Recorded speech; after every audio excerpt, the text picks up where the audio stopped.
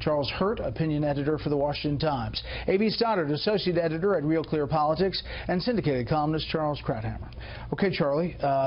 You know, there were a lot of lines in there that really struck a chord as far as painting a picture of a region that includes what's now called the 3 Seas Initiative. These are all these countries that are surrounded by 3 seas, as you take a look at the map, and trying to change the dynamic in that region, especially when it comes to energy and taking Russia out of the equation.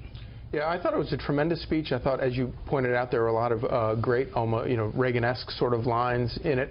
It was a friendly audience. It's an audience that wants to love America, wants to turn to America for guidance, has turned to America for guidance in the past. And if you think about 8 years ago, this is about when President Obama was beginning his, what a lot of people derisively called his apology tour, going around the world sort of apologizing for America and making excuses for failings that he sees about America. And this speech was very different from that. It was more like a Reagan-sounding speech where he talked about the shared ideals. He called Poland the soul of Europe, and I think that there's definitely a new sheriff in town.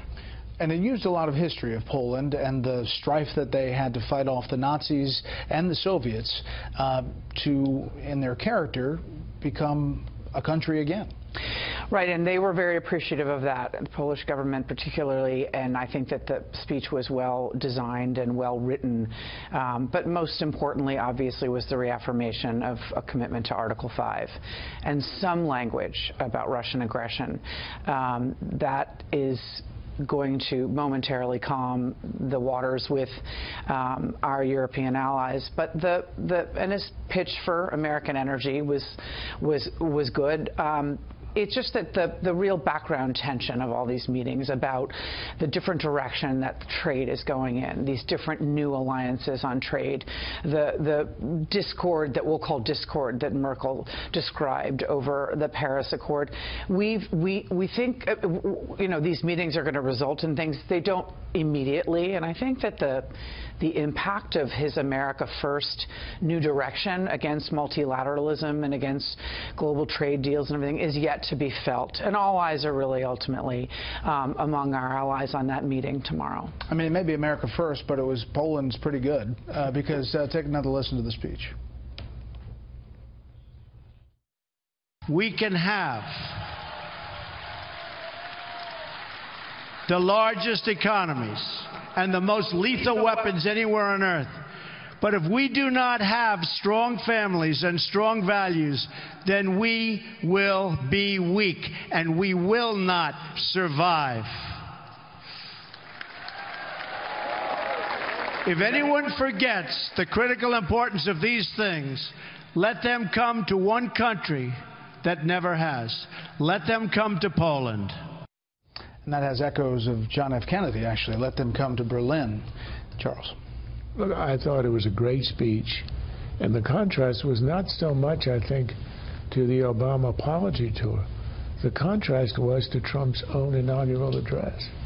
This was a refutation, root and branch, of the ideas underlying the inaugural address, which was America first, the allies are parasites, we're not going to stick up for ourselves. There was none of that. It was the opposite. This was an ode to treaties and to alliances, and even in some ways to trade. This is completely new, and I thought the way he treated Polish history was amazing. Normally we harp on the depredations of the Nazis. Trump went out of his way to harp on the depredations of the Soviets, both during the Second World War, when they stood outside the gates of Warsaw and allowed it to be razed and destroyed by the Nazi in the uprising, and then heaping opprobrium on how the Soviets treated Poland during the Cold War.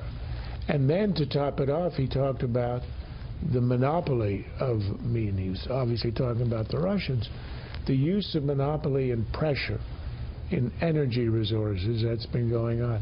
This was a very anti-Russian speech, very uncharacteristic of this president. And the only question the polls have today is, will he mean it tomorrow? tomorrow being the face-to-face meeting, Charlie, between President Trump and President Putin. This does set the stage for that, and I've heard all of these people saying, oh, he was just reading this speech. Well, presidents read speeches.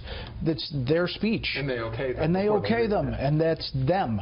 Yeah. But it does set up this meeting. Absolutely, and you know, for all of the talk domestically, and I hate to even bring it up because I think that the speech was on a much higher level than this. But for all the speech about whether, all the talk domestically about whether Russia rigged the election or whatever, if they did, they didn't get what they wanted in this speech. That did not go as planned. Of course, I don't believe that they did in the first place. But the other thing that I think is kind of interesting here is it was an America First speech, but it was the best incarnation of America First. It was about America as in terms of the ideals that we all believe in, and because we are a nation of ideas and radical ideas.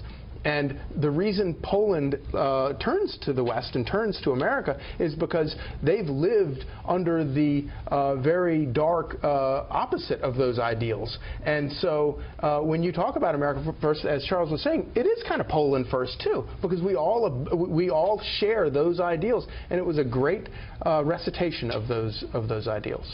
And A.B., finally, you know, you contrast the relationship Poland had with the Obama administration and the Trump administration saying they are now setting up a missile system that is going to be put back on the border, which the Obama administration took away. It is a contrast in relationships, much like it was a contrast in relationships with the Saudi visit when the president chose to go there first. Right. There are relations that are going well, and he certainly contrasts himself with President Obama all the time in many different ways. But really, the crisis at hand, like he spoke with the leader of the West, who happens to be Angela Merkel now, over in Europe. They talked about things they could talk about, but they couldn't talk about things they couldn't talk about.